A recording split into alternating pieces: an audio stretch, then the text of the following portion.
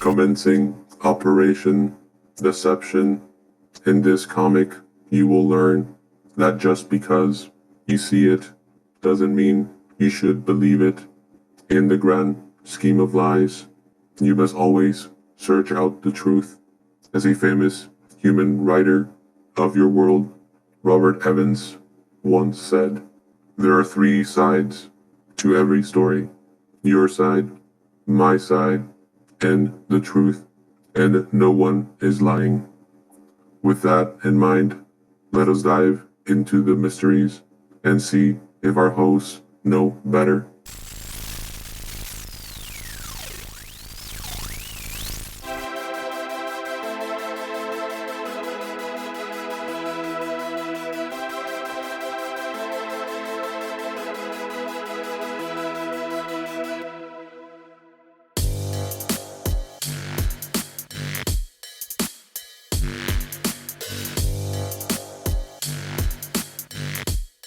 Hello, and welcome back to the podcast where we are currently recapping the events of the Transformers IDW 2005 continuity. I'm Onyx Prime with my co-host here.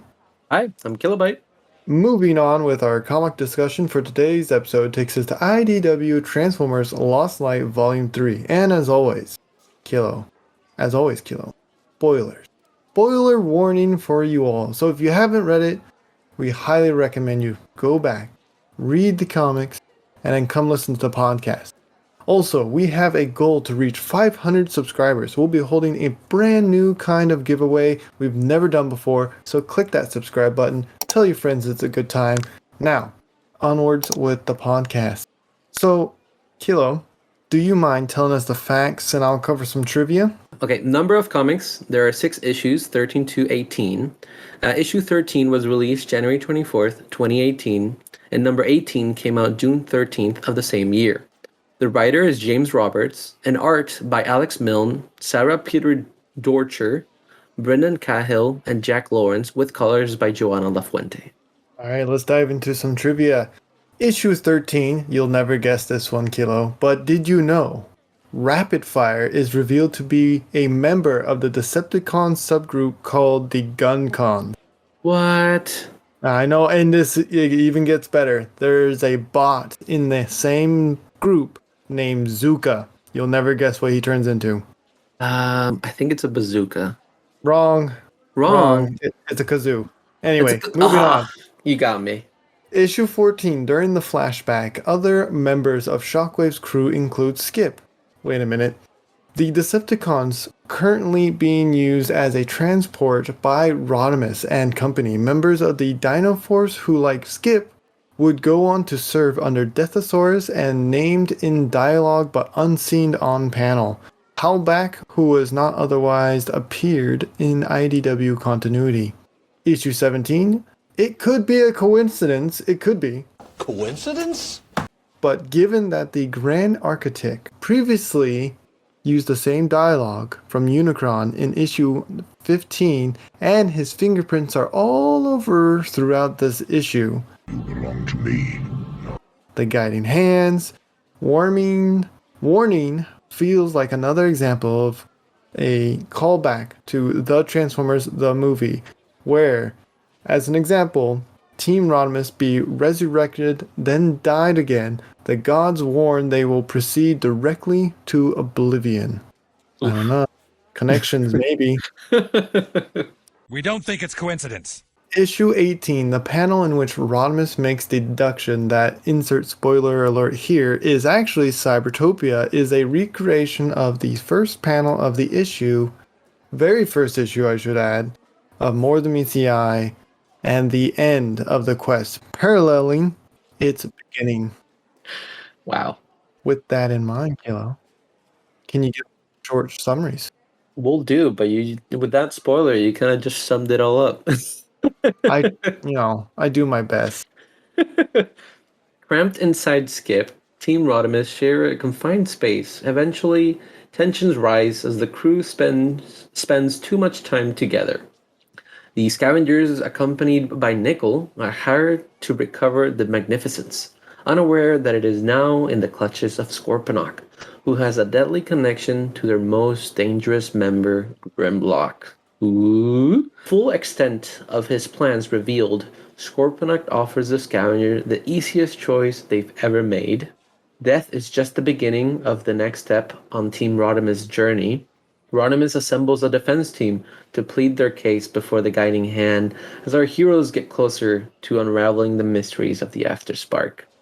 And finally, when the truth of the Afterspark is revealed, Team Rodimus realizes that they have unexpectedly reached the end of their quest. And as always, this information has been taken from the wiki. And we also would like to thank all of our Patreons for the support and for allowing us to bring them this content. Yes, thank you very much. Rod stars for you all. All around, all around. You all get 5 out of 5 Rod stars in my book. Always. With that in mind, Kilo, are you ready to get started? I'm ready. We open up to Necro World, where some of the Decepticons are attacking our survivors. No worries, Fort Max has it handled. Any favorite scenes from this part? Because I really enjoyed the sick line from Red Alert that he gives to Rapid Fire about taking a knee and it makes it easier to aim. That was a very good line. I really like it. Seeing Rapid Fire almost made me think of kind of like a Shattered Glass Optimus in a way, because he's purple. He doesn't have the green, but he is purple and blue and light blue. So it kind of gave me that vibe. But I do like seeing Fangry in that they made his face actually have fur on it. Because Yes. I don't remember seeing that in the last issue, but I really like that touch. So I don't know if this would technically would be called like a half organic, like a trans metal, but I still like that design and I really like how he looks. He looks pretty cool. Yeah. What did you think of Fort Max, Red Alert, and the Adventure Bot seeing the tailgate isolation chamber? It caught me by surprise that Fort Max knew tailgate, and I was like, well, he's in there, and it's been a while, so hopefully it's okay. And again, in true fashion for the More Than Meets the Eye or the Lost Light comics now, is they leave it on a cliffhanger It's a cliffhanger. and they The leave guy you keeps wanting coming more. back. Yeah, I gotta come back for more. Well, Fort Max and Tailgate, they were crewmates for a little bit in the beginning of More Meets the Eye, right? Oh, that is true. I forgot that. Yeah. It's just like I saw him on Luna with Red Alert, and I just thought he was there all this time. I forgot he was part of the fair. crew. Yeah, they picked him up, and then he was part of the crew, and then he left at one point. Yeah, and then that's the whole fiasco with Overlord and everything. Yes, I remember now. Right. So, speaking of back and forth thing, what were your thoughts on the pranks by Anode and Swerve on each other throughout this issue? Because I have one favorite, and it's the fake head and the fake bomb, of course. I think they were all great. I really like the bomb because I was like, of course Swerves would have a bomb and he would not know about it because this would be maybe like the third time he has a problem and he's not aware of it. Like he had the bullet from the spy and then he created his own planet and then he Depression. wasn't. That would be depression. Depression. Yeah, he was depressed, but through that he created this whole universe, and now he has a bomb in his head. And I'm like, of course Swerve would not notice. But that was great. Yeah. Towards the end of this oh man, I can't talk. Towards the end of this specific issue, Ratchet turns gray, the ship starts to shrink, and by golly, if things weren't crazy enough, Penn learns some new words. What were your theories first reading this event? Well, when Ten spoke, I thought it was just through the beating that he got against the DJD and all that, something got knocked in the right place, and he eventually kind of learned to speak again. But he wasn't communicating to the team because they're always bickering and talking to each other, and so they don't really think that he's smart enough to understand and do anything like that. So when he spoke, it was like, okay, I need to settle this down. I need to calm everybody down and stop freaking out. So that's kind of what I thought with Ten's side of the story. And with the bot shrinking, I didn't expect it to shrink. I thought it was actually going to stay enlarged. Since the bot is actually dead, I didn't think like the side effects of changing their mass this size would affect it at all. Well, we got a hint of that when they were in the Functionist universe, where Ron could only be big for so long, right? Yeah, but they do mention that Wrong could only be big for so long because of the pain and the pressure. But since this is a body, I didn't, because I felt like in that Functionist universe, Wrong action like he was the one that eventually decided to shrink down just because he couldn't take it anymore. But in this case, I thought it was going to be a little bit different because they don't really have any choice in this. Right. I know it's bad to say, but that's kind of the facts at the moment. So, flashing back to several years ago, we get a Shockwave, Scorponok, and the DJD. What were your thoughts on this interaction as a whole? I'm always happy to see Shockwave again, or at least stories of Shockwave, because we've seen him as a villain. So the good thing this is in the past, and it's not gonna be, it's not a Right. villain again. But I like seeing him. The DJD interaction was pretty interesting. Now that Tarn is dead, they show his face, and even if they showed his face, I would have never guessed who he was because it doesn't look Doesn't look like like Glitch at anyone. all. Yeah, it doesn't. I do like his scar, but I feel like if he was just using I feel like his face could have been a little bit more intriguing once we actually like saw it. Like the scar is cool enough, but I feel like it could have been a little bit more scary or something. Maybe he doesn't actually have a face underneath or something. I feel like could have been a little bit more shocking. I see what you did there. Shockwave. But it kind of felt like it looked like a little bit too generic for for the hype that was behind actually trying to see his face. Yeah. I do like the whole interaction between them where Shockwave is like, I know I'm on your list, and I created contingency plan. I'm gonna give you these 31 prisoners that I just rescued in exchange for my life. And then they're like, no, no, no, that's not how it works. I will take you first, and then we will go up the list. You know, there's a process to Yeah. this. So I I thought that was like, pretty cool. yeah, I like how Shockwave was like, that's incredibly inefficient. Yes, yes. He's like, that's not how it should work. I'm literally giving you them on a platter here. You Yeah. know, the least you could do is just let me go. But it was pretty Right. good. I liked it. So, moving us forward, jumping to present day with the scavengers or scavengers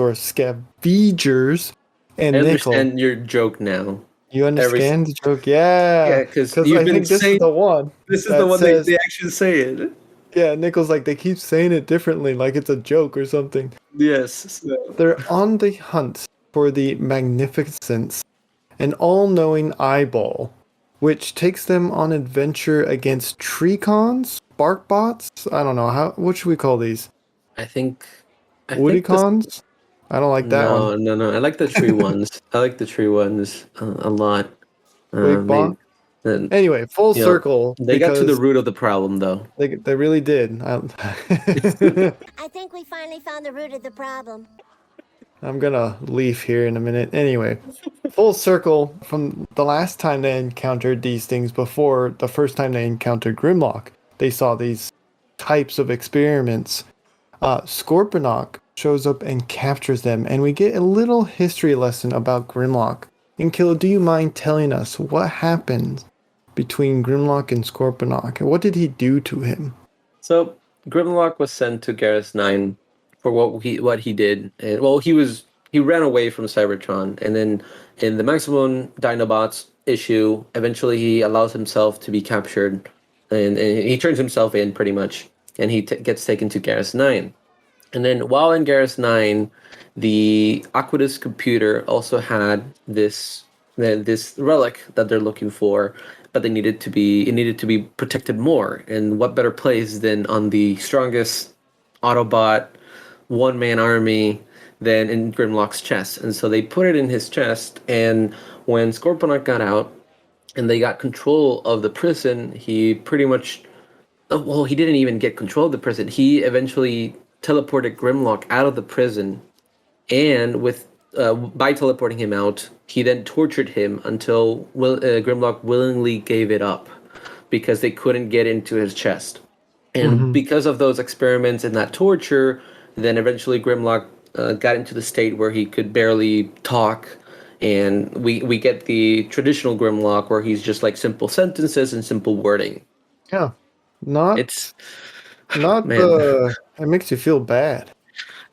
I wonder what like they actually did, because to get Grimlock to actually resort to small functions like that when he's this very powerful bot, it must have taken a lot of Yeah. torture and time invested in it. Poor guy. Poor guy, So indeed. my favorite part, not of the torture, is when the scavengers make their return, and Scorponok is like, how? Because what happens is like Grimlock tears them to pieces because he had like a quick amnesia spike from Scorponok, right? Which he then panicked and thought the scavengers were guards, or so we are led to believe. And they respawn when they are reassembled together when Scorponok's like, how? They simply say, you left us to do what we do best. Panic. And Kilo, I can think nothing more relatable to myself and other players in our spin-off D&D series, Transform and Rollout. How do you feel? I think that's perfect, because that's exactly what we do. We just panic every single session. Yes. Yes. But It I is. really like that. Oh, I don't know. I felt like when Grimlock rips off Sinister's arm when he wakes up, and then we see his scene with everybody dead. Mhm. I'm like, I feel like they want me to think they're dead, but they aren't.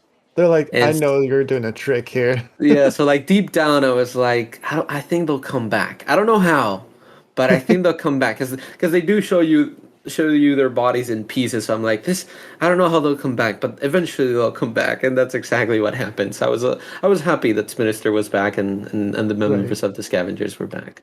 So that's not the weirdest thing to happen here. I think the weirdest thing here, Kilo, and I want to know what your thoughts are, is the firstborn.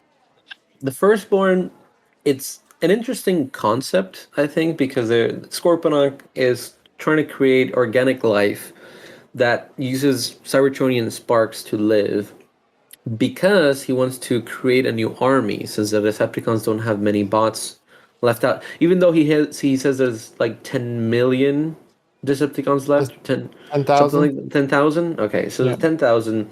Well, that's a lot, and I feel like the Autobots usually suffer the most casualties than the Decepticons do. But he's trying to create these half organic, half Cybertronians, using their organic bodies to reproduce. That way, they can produce more soldiers. I guess quicker than that they would normally do, because they can't create new sparks. So by putting the sparks in these organics, and the organics through their own reproductive system will create new life. And I'm assuming with that it'll create a new spark. And I'm like, I guess, but I feel like that's too many processes and a lot of work, because organics do have diseases and they could fall ill and you can lose a couple of them. Meanwhile, Cyberturners do get diseases, but I don't think is as that common, right? As the organic diseases. So I feel like it's a little bit too much work for what he really wants to do. Yeah, also humans are gross. Humans are odd. Moving on. The humans are our listeners, Onyx. You can't say that. Yeah, but he's counting on them doing some weird stuff, right? When two humans get in the room, they I know. And we as Cybertronians do not understand. It's something they do. It's, we just gotta move on. So, moving us along. Theories about the end. Noticing a trend here about a grand architect. Although I hear engineers are better, or so I'm told by a certain human YouTuber that calls themselves a real engineer. I don't know. That might be biased. What's your theories about this grand architect? I don't know what they could be. I'm kind of stumped on that one. I do not like the decision at the end. I felt like it's a traditional decision for the writer to do this. I feel like we've seen this kind of pattern before in the other issues, where they're like, they have the solution, but then somebody always are like, no, I got to stay behind to do this, and then they push everybody else out, and then it's always like, oh no, why'd you do that? And the whole point of them opening the portal was so that they could get the firstborn to Garrus 9 so they could extract the spark and put it into their old body back. But then Grimlock is like, no, I gotta stay behind.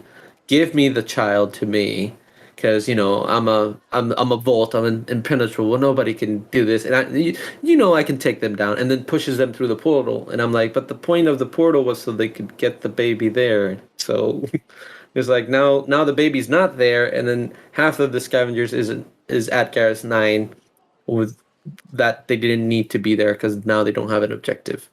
Yep. So Back to square one, right? yeah, it just kind of felt weird. Felt like a weird decision to do.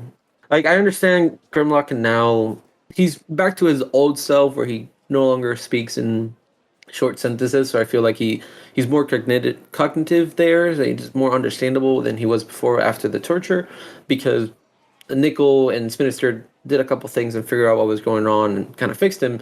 But I feel like it's a weird decision to set up that they're going to Garrus 9 just to have Grimlock close the door and now they don't have a goal to go to Garrus 9. So now they're trapped there doing nothing. Yep. They've been fridged. I don't know. So while they are sitting in jail, let's check in on the Lost Lighters, shall we? With a massive matrix peering down on them. And Ten is so happy to be able to take part in conversation that his spark is literally extracted by the giant matrix. At this point, what did you think of the situation at hand? Oh man, again, I was happy for 10. I was happy that he could talk and they were all trying to figure it out. And then when his spark got extracted, I'm like, oh boy, no, not 10. What happened? But then once they quick death. but yes, and pretty gruesome. And like, it's not very gory or anything, but the way his chest kind of opens is like, whoa. Yeah. But once they started talking to them, this is the after spark. I'm like, I don't think so. I don't buy it. So what part did you not buy? It's because like you mentioned, the after spark is because the crew themselves start seeing other crewmates that have been killed, such as Trail Cutter, Pipes, and some more confusion, Spring Arm, Tailgate, and eventually Skids, Dominus, and then another, rewind. Yeah, but I'm like, this cannot be how it ends for the Lost Lighters. They couldn't have just died, and then now they're in the after spark, and then this is it. I feel like I was like, this cannot be how this whole saga ends. Like, if they reach Cyber Utopia and it was all destroyed or something, then fine, okay, they at least they made it. But then now they're in the after spark because they all died because they jumped in space or microspace. Is like, really? That's not a good end. So you and Ratchet had the same idea here. And Rodimus is on the same page and decides to yell at God himself, saying he was a long-time believer, first-time caller, and is immediately zapped and brought in front of the guiding hand. Kilo, tell us about the guiding hand, or at least the one that Drift knows. Well, the guiding hand are the creators of the Cybertronian race, because parts of them have become parts that make up a Cybertronian. Mm-hmm. And Epistemus, I think it was, Epistemus became the brain module, while Epistemus became the brain module. The Solomus became wisdom, and then Amalgamus became the transformation cog. So eventually, with their defeat at the hand of Mortalus, then when they became these items, this kind of became part of what makes us Cybertronian. And this was because of a war, since Mortalus started trying to take advantage of other races and kind of trying to enslave them and kind of becoming the only most powerful race in the universe. And so the Guiding Hand had to fight it out. And at the end, when Mortalus was defeated and all is done, then it was just Primus against him.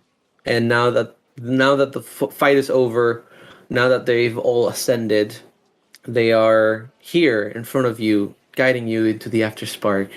And I like what I think it's Ultra Magnus asks, why are you accepting Mortalus back after all he did? and they say that even some atrocities can be forgiven when you can still give them second chances to correct them. So I thought that was Yeah. very interesting. Yeah. So Rodimus wanted to be resurrected after at some point accepting that they were dead. And they were denied, of course. Motion denied. And they discover Ward Zero Yeah, they did, it was a building. building. That was pretty much it. And before we are told what happens, Nightbeat says he's figured out everything. Then it also immediately killed off. That one really hurt me. Yeah, because you're just like, tell me what you figured out, and then boom, dead. I was like, Yes. you That's- son of a glitch. That's the worst one, but it's also when you understand later on what actually happened. I was like, Right. no. And to add to No. more confusion, the Scavengers appear in the do not enter room. Theories ahoy, Kilo, at this point, of all these confusing things happening at the same time.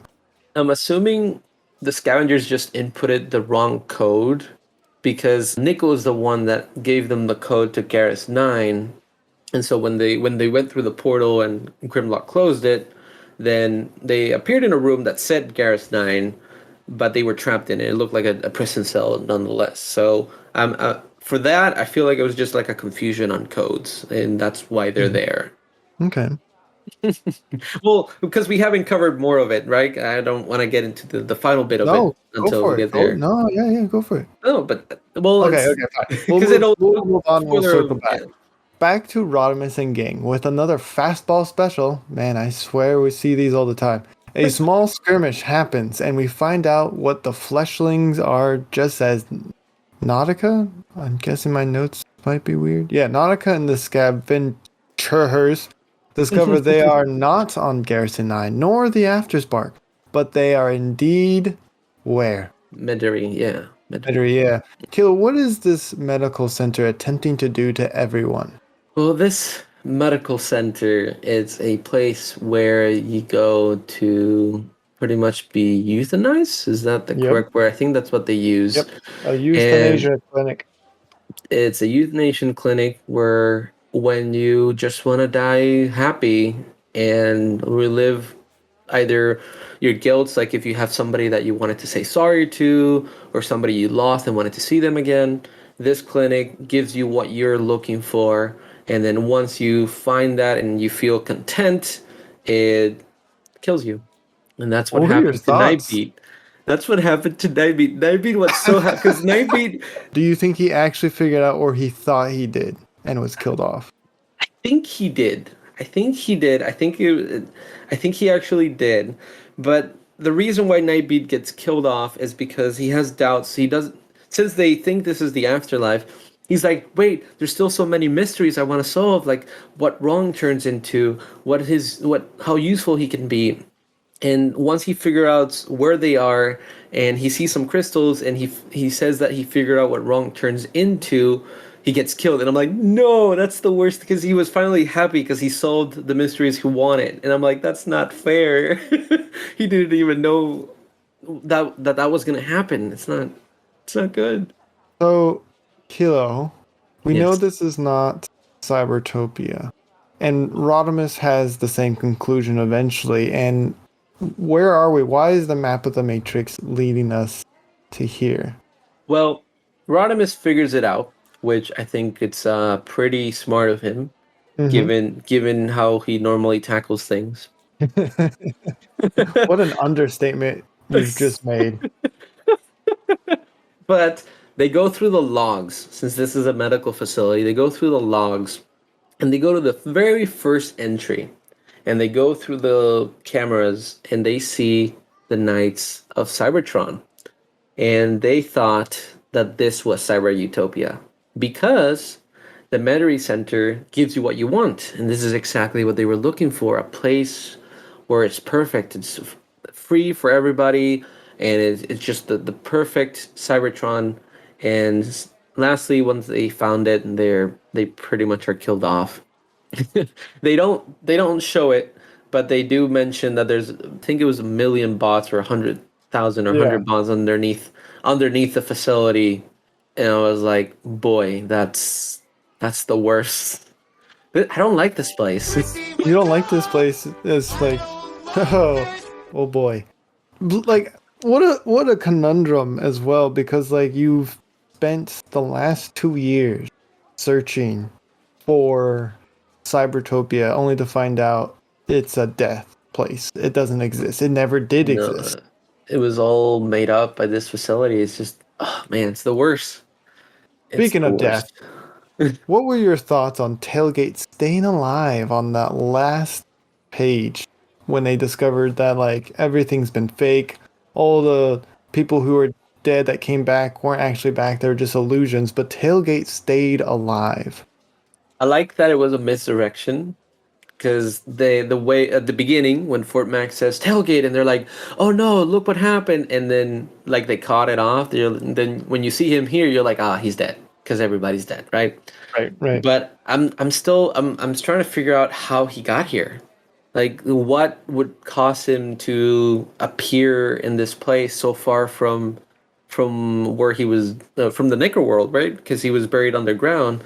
Like we get the scavengers because they went through a portal, but unless he through the chemical process of the radiation and his spark kind of winding down and maybe unlocking a new ability is the only thing I could think of. But that's the one I'm like, please tell me how he got here at least in the next volume, because if not, it's gonna drive me crazy. We'll definitely get an explanation, just not this time. And we're just gonna add more confusion onto the pile until next time, like Of course. spark eaters falling from the sky, which is the last thing we see, and we're done. Yeah. So, Kilo, is there any other things that you want to circle back to that we didn't cover, or any other comments you would like to make before we get to Broad Star rating? Oh man. What happened? How did they become spark eaters? That is the question, because we see Perceptor, we see Hound, we see the members of the Lost Light that were with Getaway become spark eaters. And I'm like, what? The How? mystery is afoot. How? But overall, gorgeous art as always. Oh Man, yeah, so good. absolutely. Well done to everyone. Yeah. Oh, I do want to mention I love because throughout the whole fiasco at the afterlife, air quotes, Brainstorm has his early detection system and it Yes, keeps going off and he never figures out why. And I like that I think at the one point he had a setting where it was like Megatron's voice, or at least yes. that's what it sounded to me, and it was like perfect because it was like going through his speeches and it like every time it was like, this is what I believe for Cybertron, and then and he's like, oh no, this is not working, let me try to fix it. It was perfect. It was like one point it was going off so much, he's like, it's overheating, and he has to drop it. Like, it wouldn't turn off. It's like, it must be broken. It was so good. Which I like that little Easter egg where like it's telling the readers that this is not real, that this is not Yeah. the afterlife, but if you don't like figure that out, then you'd still be involved in the, oh no, they're all dead kind of thing. So I like Right. that little subtle hint there. So, Rod Stars, what would you give it? A lot happened. A lot happened in this one. Yes. Looking at how long this video is going to be, a lot has happened. I think I would have to give this one a 3.5. 3.5? It's low, not because the story, well, not because the story is bad, or not because the writing is bad or anything like that. Like I like all the jokes, especially with the A note and Swerve, and but the whole mystery of it, I kind of figured out very early, just because it's happened before in More Than Meets the Eye in the previous Lost Light, where like they show you something and it ends up being something else. So Yeah. once they started saying it was the afterlife and everything, I just kind of figured it out, where this is not going to be the afterlife. This is just going to be something else. This is always a misdirection kind of before. And I feel like, I don't know if it's just because it's been used a lot, or it happens so constant in this story that I'm just kind of like immune to it, and not immune, but kind of like numb to it. That's the Yeah. word I'm Yeah. numb to it. So it wasn't like a shocker to me when they said I'm in the afterlife. I'm like, this is probably not the afterlife, kind of thing. But I did like the whole Grimlock backstory where he's or he's tortured by Scorponok, and like all that. That was pretty good. I really like seeing that story with Grimlock, and I think it gives it a new twist on it instead of like him being dumb from the beginning. Through Right. the sheer pain and torture that Scorponok submitted him, his senses just kind of overloaded, and he just kind of became a little bit dumbed down. Yeah. No, yeah, giving a new life to how an origin of how Grimlock is the way he is, I thought was. Yep. I'm gonna come out of the gate and say it's a 4, a solid 4. Or Because like I do think your points are valid. Like every time with the Lost Light stuff, it's really good in the beginning. Don't get me wrong. When it says like nothing what you see is what it seems to be. So when you repeat that scenario, there's a lot of like, yeah, this is, there's something else going on here. You know what I mean? The whole time, Yeah. almost all the time. But I think the story and what they're trying to tell, but like past that point, is really good. Not every quest you're gonna get what you want. Not every adventure you go on is going to be a success. Like sometimes, sure, it wasn't about the adventure, it was about the friends they made on the way there. And that's what Yeah. I think is really important about these comics, like especially this one in the Lost Light series. As you noticed by now, the quest for Cybertopia was a complete like waste of time in that aspect of it, but when they meet new people, have these adventures, and create new memories and bonds with people they probably would never have talked to, that's what made it worth in the end, if that makes sense. Yeah, no, I completely agree. Because like More Than Meets the Eye and The Lost Light have been very emotional, and I really Yeah. like that aspect because we're used to the war aspect of Transformers, where it's just like Hmm. shoot, shoot, shoot, defend, defend, shoot, shoot, shoot. I really like how this is more down to the interactions between the characters and how they interact with each other, knowing that once they were enemies, now they're friends, right? They've Right. become friends. And so I really like that aspect. And like every single time, a character interacted with another and like they gave out their spark out, it's amazing. Yeah. So with that, listeners, what do you think of these comics? How many rod stars would you give it? Let us know by leaving a comment below, and let us know what your favorite scenes are. Let us know. We love reading these, or if we missed anything. Yes. As for emails, if you want to get in contact with us, you can send us an email at swervesbarpodcast@gmail.com. That is SWERVESBAR podcast@gmail.com. Kilo, I have a very important question to ask you. Yes. I'll give you 50 Shaniks if you get it correct. 50 Shaniks. Yeah. Any new toys? Tell me about your Twitch. Okay, we're not. Okay, I see. No, I knew anything I said, you would just switch it to the other one, though. Yeah, So I this is a twitched to the other ripoff. one. You switched to the other one? I twitched to the other one. You twitched? Oh, my primes. Okay, well, I do stream on Twitch, on twitch.tv/kilobyte prime. It's a web browser page where you can catch me live playing games with Onyx and some of our other co-hosts and guests on the podcast. And we play all sorts of video games, and funny party games, scary games, and we talk all about Transformers and toys, games, anything in between, comics, favorite scenes, favorite cartoon. And if that's something you're interested in, I've been streaming on Tuesdays and Thursdays, 8 p.m. Pacific Standard Time.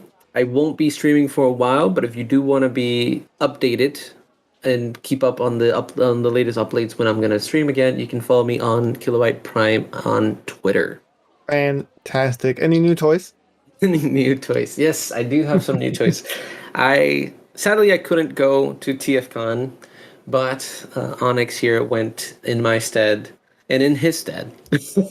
And he managed to find me a Steam Age Wasp, which is the Heart of Steel Centurion. Now that we know who he is, Centurion toy, and I really, really like it. I think it's a solid figure. I really like the transformation, how from robot it goes into this little train mode. It's not small, but it does compact very well. And it comes with a little train track and his hammer, and I really, really like the toy. So I'm very thankful that you got that for me and was able You're to absolutely welcome. got it. Thank you. Absolutely welcome. I, at TFCon, I got the Legendary Heroes New Age Samurai Michael. Samurai Michael, who's that?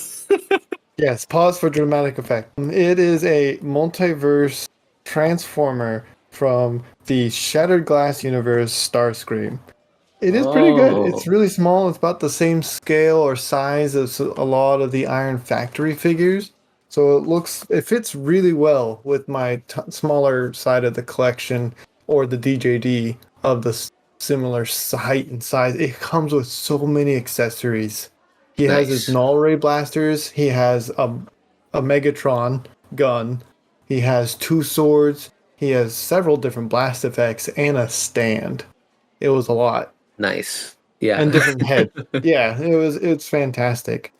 Can we say Yeah. that would be Starscream's Hollow Matter name, Michael? That would be his like the name he would use if Samurai he was going Michael. Samurai Michael. Yeah. Oh, Yeah, okay. yeah. First name Cool. Samurai, last name Michael.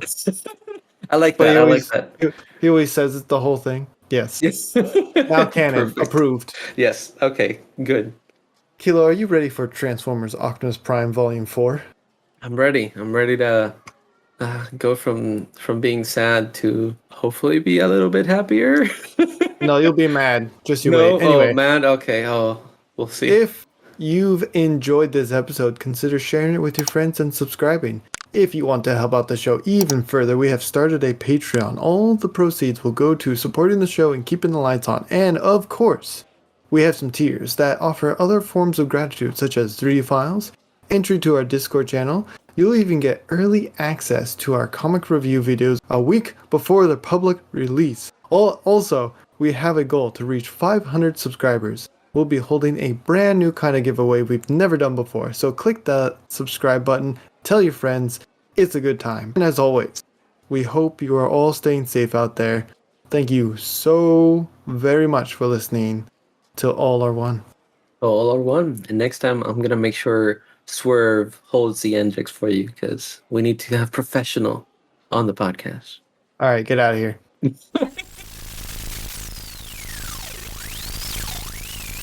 Follow us on Facebook and Instagram at Swerve's Bar Podcast. You can also find us on Twitter at Swerve's Bar. If you are interested in more content, try checking out the spin-off of D&D series Transform and Roll Out, the second and newest season titled First Stand of the Wreckers, with a brand new DM, a different story, and from what I hear, a better pilot episode than the last series.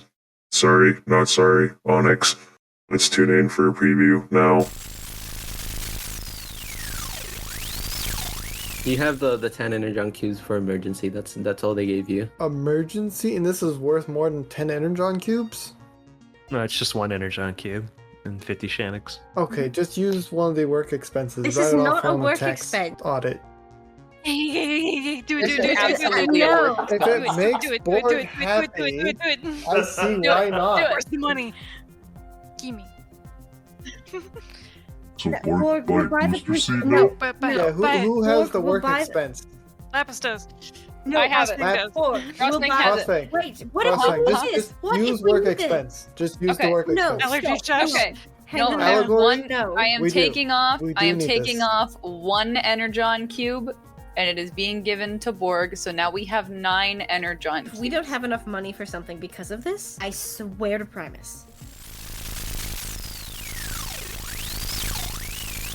Astonishing. There is also a YouTube channel with bonus content such as video games containing funny comments. A link will be provided below. And if you are so inclined, you can support us on Patreon, where you can get even more bonus content such as 3D files, access to their Discord, and listen to content before it is released to the public. More links will be provided below. End transmission.